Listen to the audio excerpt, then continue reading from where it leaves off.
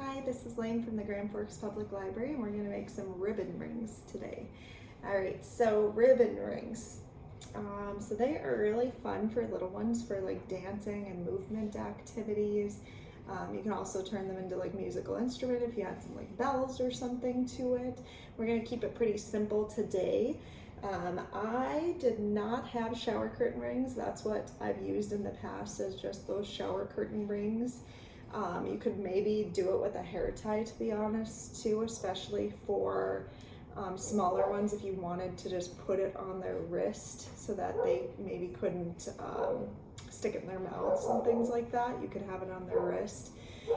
But today I'm going to use like a canning ring topper. So I have one of those. So I think it works just fine. And then I'm using yarn. Usually I do have ribbon, but most of my colors are like really Christmassy, so which is fine. You can use whatever, it really doesn't matter. The kids probably won't care totally about that as long as it's fun to play with. But I decided to try yarn just because I hadn't before. I do like the ribbon a little bit better just because it's bouncier. Yarn is slightly heavier.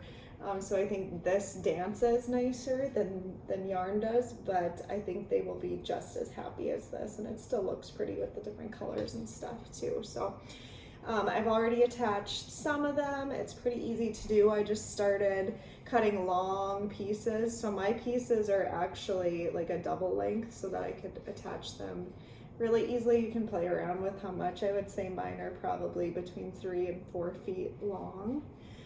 But they can be longer or shorter.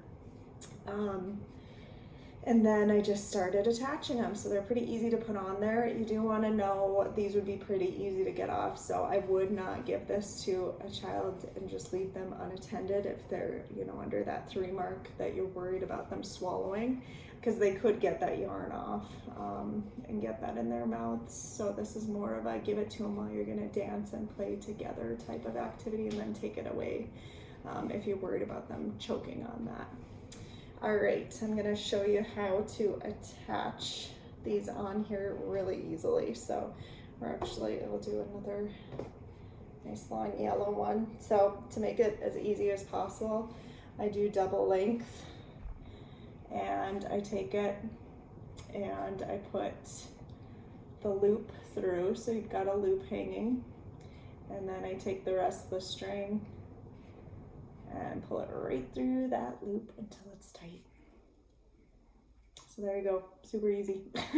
If you were worried about them getting that off and choking, you could, do the regular one on each side, double knot, and then you wouldn't have to worry quite as much because they'd have to like bite it off or rip it off to get it swallowed. But this is the easier way to do it faster and have more strings hanging down. Another fun thing you could add to this is bells. If you had some little jingle bells, you could hot glue those like on the inside or the outside so that it would make like tambourine shaking noise. You could also, I just thought of this, but you could cover this with like even gluing or taping on cardstock or plastic on both sides and put some like rice or beans or something in that would shake and make noise or things like that.